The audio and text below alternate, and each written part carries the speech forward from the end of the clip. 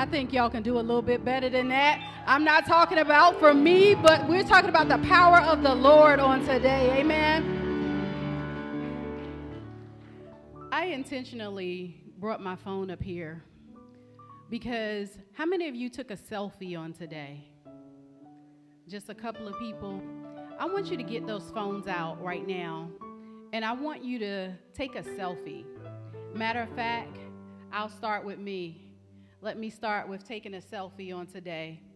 Because sometimes I don't know if we really realize the power of us investing in ourselves. For some of you, it cost you a lot to be in this room on today. For some of you, it cost you your time, it cost you travel, it cost you making those airline tickets, getting a hotel room. It costs all of these things. And sometimes you need to memorialize where you are today. Because along the journey, what you'll find is that there'll be things that happen to you that will be milestones. And not only milestones, but they'll become the building blocks for you to be able to go to that next level. And so on today, I want you to just go with me for a moment. I want you to imagine a young lady in her 20s and 30s going through gut-wrenching catastrophe after catastrophe with no end in sight. You see, this woman was really going through the milestones that would break most people. This lady was going through things that would really take a person out. She was losing everything left and right. She lost the house, she lost the cars, and had 4 small little babies at the time. They looking at her, and she's looking at them, and they're trying to figure it all out. And the one thing that could have made a difference in this woman's life was money. But more importantly, a mindset to handle the money. And so as I have been really studying this lady's story, I found that she became a little fearless. And the result of the fearless and her losing everything became the blessing of a lifetime. Can I just say that it blessed me to where it just changed everything about me because I was that lady. You see, when I lost everything, the one thing that I realized is that I have nothing else to lose. And because I have nothing else to lose, I might as well just go ahead and jump off the cliff and go for everything that I know and everything that's within me, because they wasn't going to come and take anything else because they already had it. So the one thing that I do know is that when you are not dependent upon something working out, you can go for everything that you know. That sounds crazy, doesn't it? Because I know that this journey that I've been on, I have recently become an 18-year overnight success.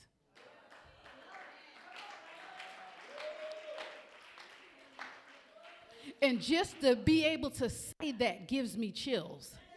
But it's been an 18-year-long journey that I would not take down for it. I would not go back on it. I would not give it back and say, give it to somebody else, because let me just tell you that it made me everything that I am today. More importantly, that I can go back and take that journey and help somebody else. And some days it might look like I'm pulling them. Some days it might look like I'm pushing them. And other days I'm going to drag them, because what we're not going to do is give up on the power of the Lord and everything that he put within us, because I know that God has riches within us.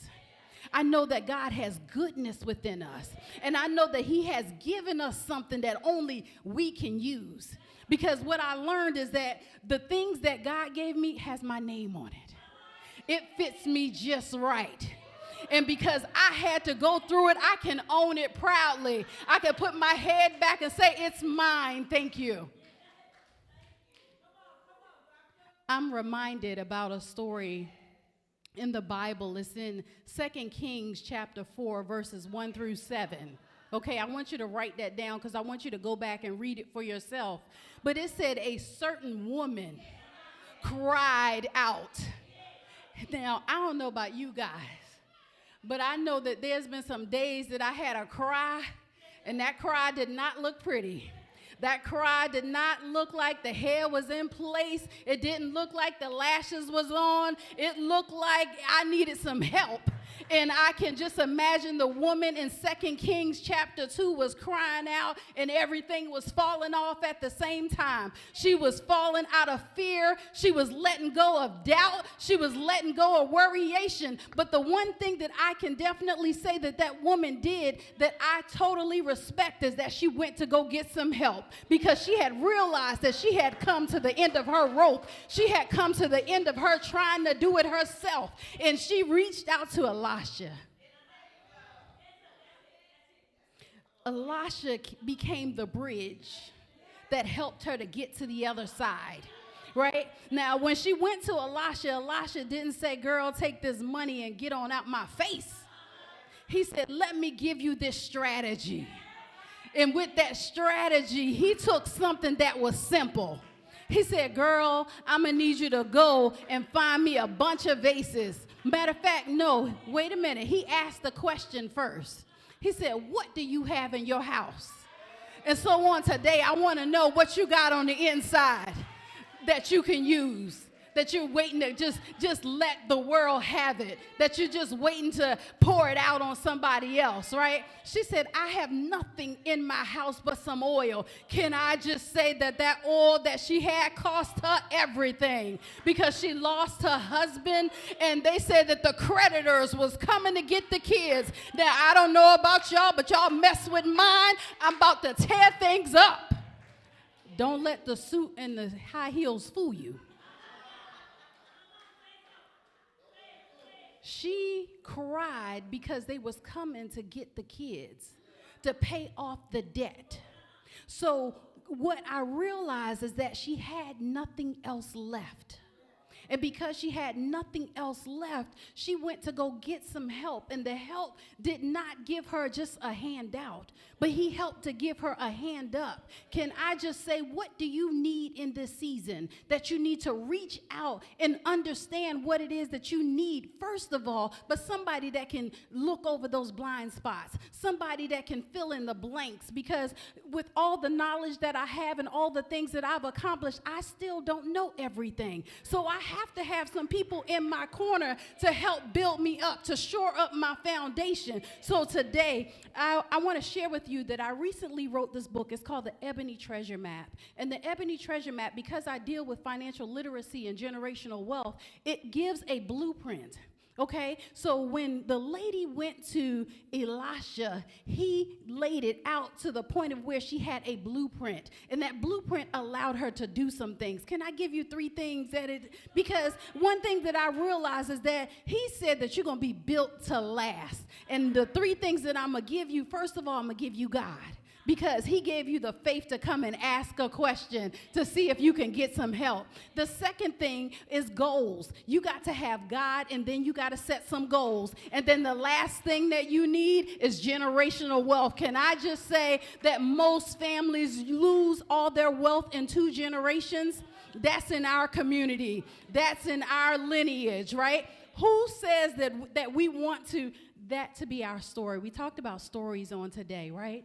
We don't want that to be our story. Can I just say time out for all of that? Can we normalize collaboration over competition? Can we normalize talking about money? Can we normalize talking about some stocks, some bonds, some dividends? Can we normalize taking some lavish vacations? Can we normalize paying off some people's house, buying them cars, feeding the hungry? Can we normalize that?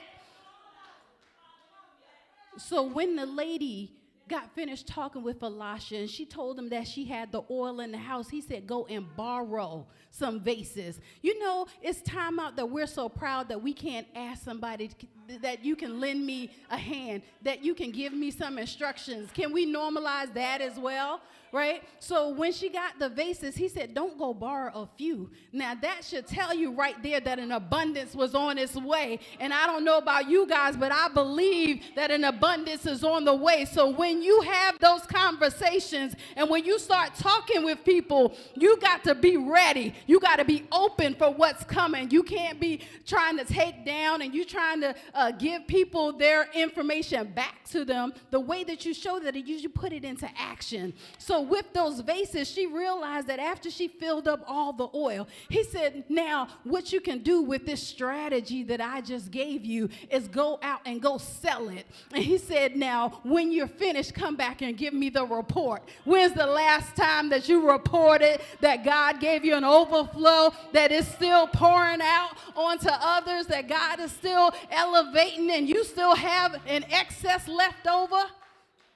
I'm just saying that I believe that this is a season that you're going to have more than enough, and that you're going to be able to take that more than enough and do some amazing things for other people as well. So what happened was God told her that when she was done, the man of God, Elisha, he said, now go and live off the rest. So can I just say that we're about to live off the rest, amen? I believe that this is our season of increase. This is our season of overflow, and I just believe that we're about to take it to the top. My name is Dr. Tabitha Russell. If you don't have a strategy, you can connect with me, drtabitharussell.com, and on all social media at I am Dr. Tabitha. Thank you.